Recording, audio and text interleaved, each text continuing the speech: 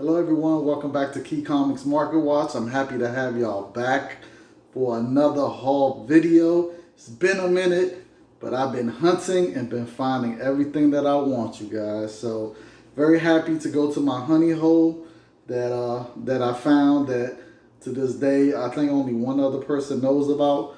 And me and him already had conversations, and he doesn't really collect the way I collect. He collects kind of different than me. So I don't have to worry about him getting the keys and stuff, because he's more like a full run person instead of just going after keys. So I'm still able to basically have this honey hole to myself. So, alright, so I went and got 42 comics. They were $1 each. But once he counted them up and saw they were 42, he only charged me $36. So that was great. He always does that every time I get a nice stack. He winds up charging me less than the actual what it should be.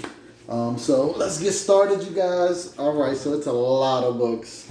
So let's get started with Batman 550. All right, so this right here is the first appearance of Cameron Chase. It's also the first appearance of Terry Chase, which is her sister. It's the first appearance of Sandra Barrett. And it's also the first appearance of the Department of Extra Normal Operations, aka DEO, the DEO. So definitely a key book. This one right here has a couple of spine ticks, so it's not a 9.8 candidate. But and also one other important thing you need to know about this book is that it comes with trading cards on the inside. So make sure yours has the trading cards. This one does have the trading cards in there. So definitely be on the lookout for that when you pick this book up. All right. Then I got Batman Odyssey #1, Neil Adams. Just a 12-issue series, but they broke it down into Volume 1 and Volume 2 instead of just doing a straight run. So this is Volume 1, Issue 1. So I just picked it up because I don't have it as an Issue 1. Why not? All right, then I got Battle Scars #6. This is a 6-issue limited series. Now this book right here does have some importance. It's basically the issue where it's the first time that the name Phil Coulson is used in Marvel continuity. And then this is also when Marcus Johnson is revealed to be Nick Fury Jr. I'm tongue-tied today. I don't know what's going on. But yeah, that's the importance. This book actually commands some nice, decent money. So if you can find this, definitely pick it up. All right. I think the print run on that was low anyway. Then I got Son of Hulk #16. Now, the reason why I got it is because if you know me, you know I'm a Galactus Spider-Man. Todd is my favorite character, so anything Galactus, I'm most likely going to pick it up. And I also picked it up because it's just an amazing Alex Gardner cover. So Alex Gardner is definitely one of my artists that I really like a lot. So whenever I get one of his covers for cheap, I'm going to buy it. All right, then I got Spider-Man Classics #15. Now this comes polybag. So this reprints the first time Green Goblin appears and the first meeting between Spider-Man and Hulk. And it also, let me see, what else is there? There's also like it shows a preview of the Spider-Man animated series coming out during this time. So this is still polybag. Now there is one that didn't come polybag, so it's a white cover instead of this bluish color. I mean, this it's like a silverish color. But there's one that's just all white. Now that one has a different price, but it's still the first print just like this one, and they're both direct editions, but they just have a different price. The other one wasn't a polybag edition, so different price. So I call that the price variant because they're definitely different. The price is way different. So, and the cover, like I said, is a different color, but they're both first prints. Now I definitely suggest if you could find the one that wasn't polybagged. That's probably the more rarer one. All right, then we got Friendly Neighborhood Spider-Man number 24.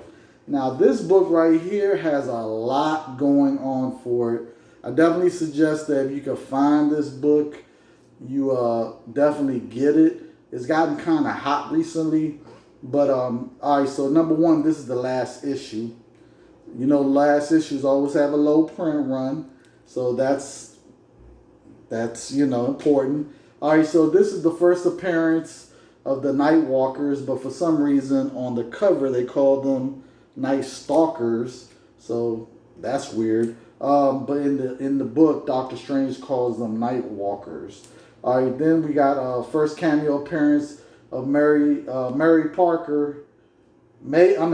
Parker as a little girl. So at the end of it. So and then you also have the first appearance of the Hands of the Dead, which is right here on the cover, as you can see, the Hand of the Dead. And it's also a reprinting. It also has a reprint in it of Amazing Spider-Man number 259. So definitely has a lot going for it. Definitely suggest you pick up this book if you see it. Okay. All right. Then we got Web of Spider-Man Annual number 9. Now this book right here is the first appearance of Charade, which is them as a group right there. And it's also the first appearance of Vortex, which is one of these characters, and basically the first appearance of each character. So first appearance of the Demetrian, I might be butchering the name, and the first appearance is Shard. And this actually came polybag, but as you can see, it's out of the polybag, and it came with a card which has the characters on there. I don't know if you see it. Y'all can see that. All right, so yeah, definitely characters that they really haven't done much with. Now during this time, all the annuals was introducing new characters of almost every title. So I definitely suggest that you pick those up, because even though they haven't really been using those characters, you never know. It just might take one writer that decides to revamp that character and do something important with that character, and all of a sudden that book's gonna get hot. And yeah, you know the story, how it goes. So, all right, and then I got this Marvel free previews of Amazing Spider-Man. It just has a whole bunch of little previews for graphic novels. And it has a preview of Absolute Carnage before it came out at the back of it. So it's just a previews, and you know how I am about previews. I'm gonna pick those up regardless. I always like free previews. You just never know if they go for money later down the line. I got Untold Tales of Spider-Man issue number 1. Just don't have this issue 1, so I might as well grab that. All right, then I got Ghost Rider number 29. And of course, any book with Ghost Rider and Wolverine on the front fighting, I'm going to grab it, especially if it's look like a 9.8 candidate. Yeah, every time. I got Spider-Man number 53. Now this one right here is a newsstand. So I definitely had to grab it. It looked like a 9.8 candidate. And during this time, you know, newsstands were really low. So definitely, if I can find any Spider-Man newsstand, I'm going to grab it. And I definitely suggest you guys do that too. You see any Spider-Man newsstands, no matter what the title is, especially in the 2000s, in the year 2000s and up, you definitely need to pick those up. Because one thing about Spider-Man and his books, even the non-keys wind up going up in value over time. So definitely, I've learned that the hard way, because I've actually gotten rid of some full runs and stuff and later regretted it. And I'm just like, oh, why did I do that? So definitely suggest you get if you find them newsstands, keep them. All right, so this is an example of what I was telling you with that other book. All right, so here, let me pull that book back. Let me see, where is it at? Where is it at? All right, so this Spider-Man Classics, the one I was telling you, that was polybagged, and it has a different price for the one with the white cover, but it's the exact same cover, but it's just not a polybag edition. So this is the same example. So this right here is Web of Spider-Man 113. with Gambit and Black Cat. And as you can see, this is the polybagged one. I didn't take it out. It's still in the poly bag. Now this, as you can see, is a green cover, and the price on it is $2.95. If you can see that, $2.95, right? All right. So, but look at this. You see, same book. You see, but it's an orange cover, but it's the same book. As you can see, the exact same book, and they're both direct editions. They're not newsstands. And they're both first prints. But this one wasn't the polybag edition, and if you can see the price, you see the price is completely less than the one that was actually polybag. See the price? Price difference? So, yeah.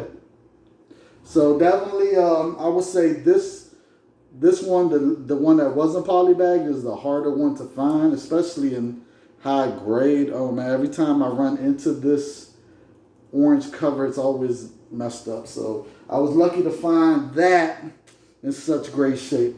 And then I got the Sensational Spider-Man #1. Nothing important about this book, just a #1. So I don't have it, so might as well pick it up. All right. Then we got Peter Parker Spider-Man Annual from 2000. Now, this one right here, as you can see, is a newsstand, and it came out in 2000. So the print run was already super low during this time for newsstands, and to find this in the grade that it is in a pretty high grade. So it's not a 9.8, but definitely was very happy about picking it up. And the same thing with this Peter Parker Spider-Man Annual 2001. And this one also is a newsstand, but this one's a 9.8 candidate. And this one has a first appearance of Taran, the High Priestess. And it's also the first appearance of the Snake Clan, which is they're part of Set's children, something like that. Set the God. So yeah, so I picked this up. I'm very happy to find a 2001 newsstand. So definitely in 9.8 condition. All right, then they had Aliens #1.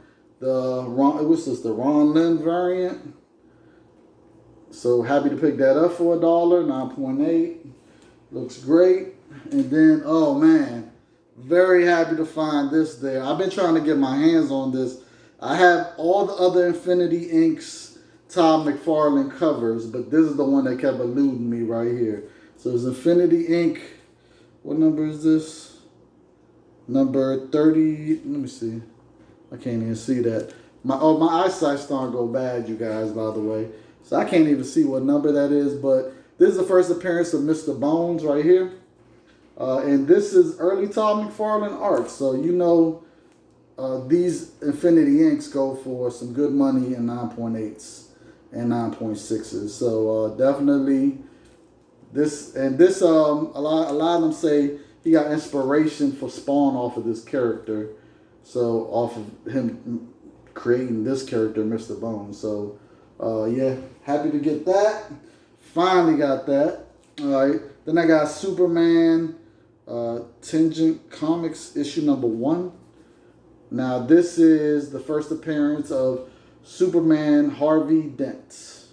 So it's this guy right here, Harvey Dent as Superman. So this is the first. This is supposed to be another different universe. It's not the main one. So happy to grab that.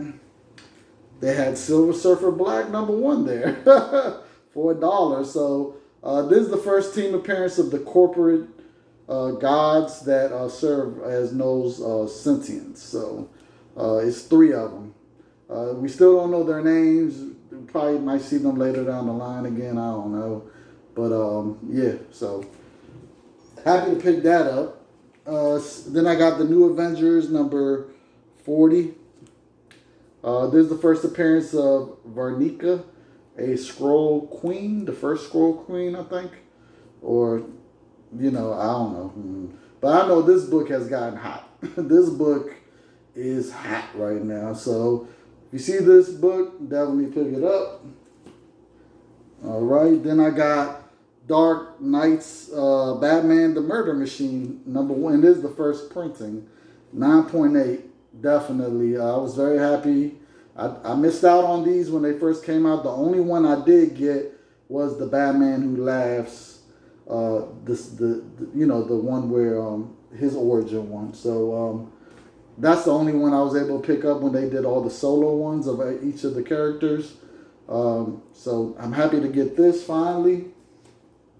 And also they had the Batman Dark Knight's the Devastator #1. So, and this is the first print also.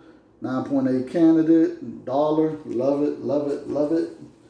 All right, and then I picked up another one of these. I probably got like 100 copies of this. And this is the regular cover, and then there's a variant cover, which I got so many of those also. So it's the Adventures of Superman #500. But the reason why I always pick this up is because even though it was a high print run, almost every book I've noticed that has a high print run still is going for money. Like, prime example, the highest printed book was X-Men #1, Jim Lee covers, and each one of those in 9.8s are going for over $100. And then you got Superman, The Death of Superman #75, 4 million print run. 9.8 of that is over $100. And that's just the regular first print, and then if you get into the later printings, those are going for a little bit more, 9.8. Then, of course, Spawn #1. I think they had a print run of 4 million also.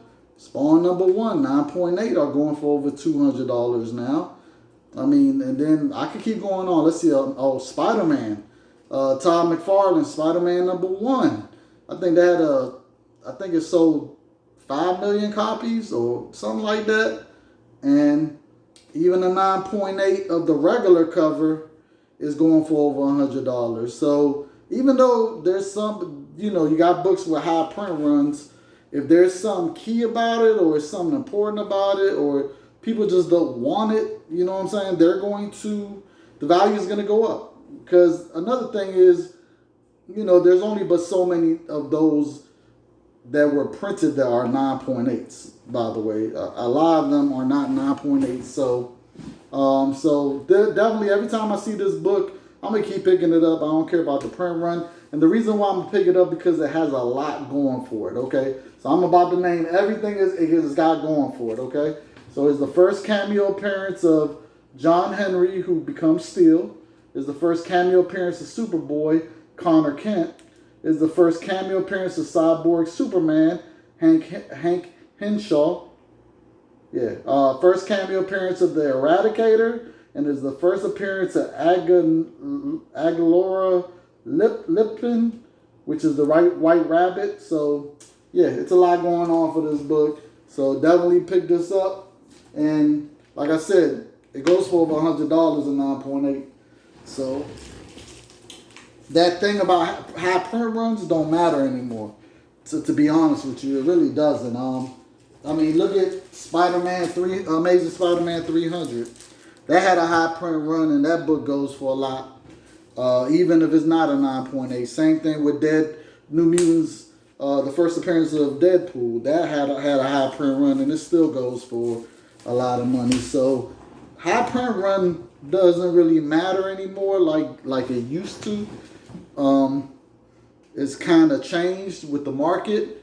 So I definitely, if someone says, "Oh, that's a high print run," I don't even listen to that no more. I'm gonna pick it up, especially if it's something important. Another book that I definitely suggest everyone pick up is the first appearance of Gen 13. Now that was a high print run book of their first appearance. It's the black edition of what was that series? I forgot what it is, but definitely that book you can always find in the dollar bin. I pick it up every time. Every time. Another book I would suggest that had a high print run would be Darker Image #1, because it has 3 first appearances in it. So yeah, pick them up. Pick them up. All right, so let's continue. Kazar the Savage #25. with Spider-Man.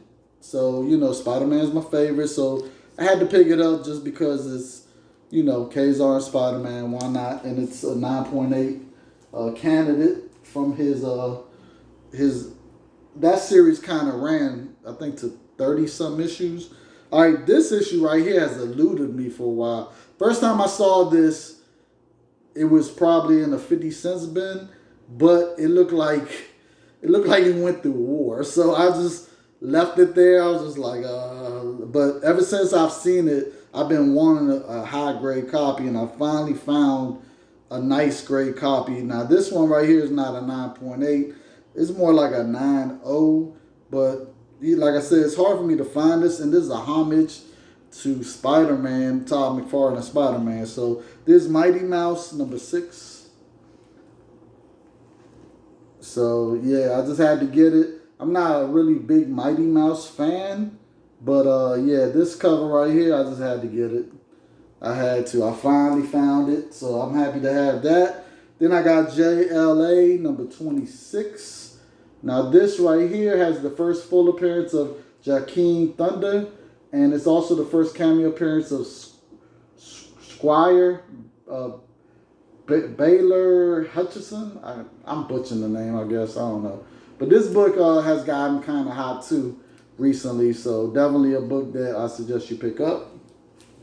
All right, then I got Wolverine number 53. This ain't a key at all, but this is a newsstand.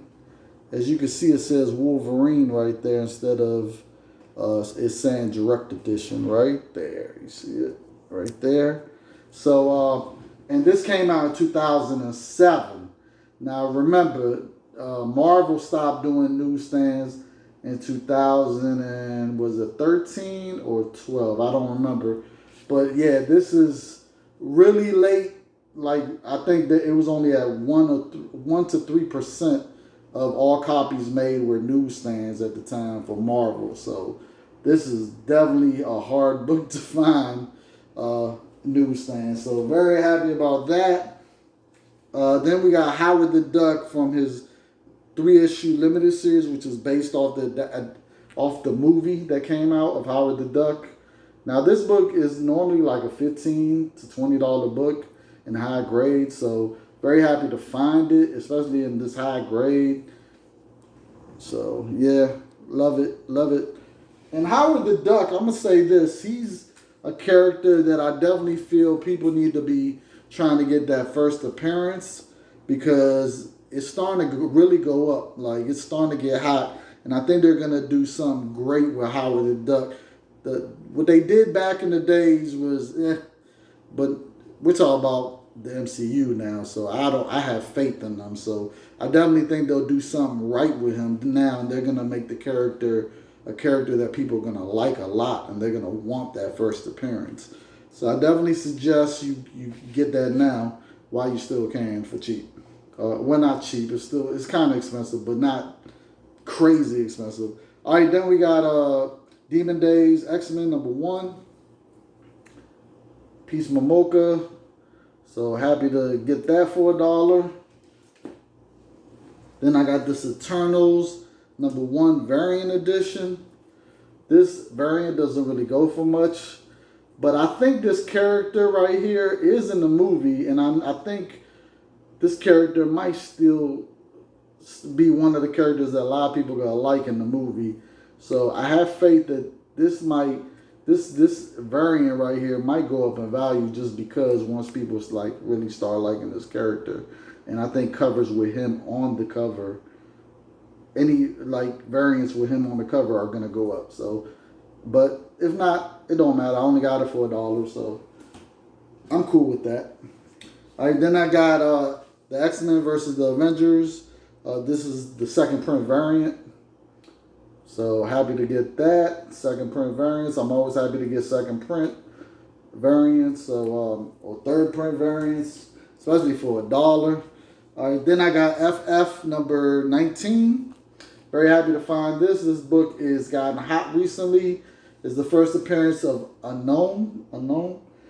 So I was kind of surprised what this book is going for right now. So very happy I was able to pick that up. Then I got Fantastic Four number 24. And as you can see, I got it because it's a newsstand. So, yeah, just got it because it's a newsstand. Annual, you know, kind of thick. It looks great. But the main thing was it was a newsstand. So that's all I cared about. And this came out in 1991. So not too rare, but it's still a newsstand. So and then I got Ultimate Fantastic Four number 60. Now this right here is the last issue, and it's a great who did the cover? I'm trying to remember. Ed McGuinness, I think. McGuinness did the cover, but I like it, and it's the last issue, and last issues, low print run, so happy to finally get that. All right, then I got Young Avengers number 3 of the Dark Reign, the limited series, 3 of 5. So it's not important about this book, but this is the series where with what's her name, with Sylvie, the Loki Sylvie. So yeah. All right, then I got Avengers number 11, and I just got this because I love any cover that has the Infinity Gauntlet. So let me see if y'all can see the Infinity Gauntlet right there. See it? There it goes with him hitting. So this is when Red Hood was trying to get all the Infinity Stones. So I really like this cover. As you can see, I even went and got a little keychain with the gauntlet while I was at Awesome Con for my storage unit keys. So yeah, I love the gauntlet. Love it, love it, love it. So yeah, I like this cover. I'm not a John Romita what is it, fan, because you know his art is there, but his father's art, I loved his father's art, but him, can't stand that art. All right, so then we got Mighty Avengers number 14, and there's nothing important about this book, just homage to the first Vision, first appearance of Vision, from the original Avengers cover. So, but it's as a scroll. So, yeah.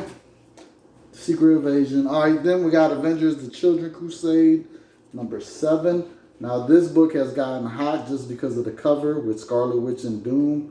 There's no key to it, but it's just an awesome cover. So, it's been getting hot. So, yeah, I was happy to get that for $1. All right, then we got this is a double image, number 1, with the bod. And then it has the other. If you flip it on the other side, it has a different title. Let me see, what was the title of the other one? It was called what is it? Cold Flesh. Let me show you. Cold Flesh. It's upside down, as you can see, but so it's like a flip book. But anyways, yeah. It's some first appearances in there because of that story. Then I got Ant-Man number 4, just a Miami Vice homage cover, and I love it because it's Ant-Man and Grizzly. And I really like this series when he had some of the supervillains actually working for him, doing good though. They weren't doing bad. It was a great series, and you should definitely read this. It made me like Grizzly. Now I'm on the hunt for his first appearance in Amazing Spider-Man 100 and something. I forgot what number it is, but I've been trying to get his first appearance, and it's eluded me. Every time I thought I had it, I wound up getting outbidded. So I'm definitely trying to get that in either a 9.6 or a 9.8 of his first appearance. And then I got Avengers Academy number 39, and it's the last issue. So, yeah, happy about that, to get the last issue of Avengers Academy. So, this book's eluded me too.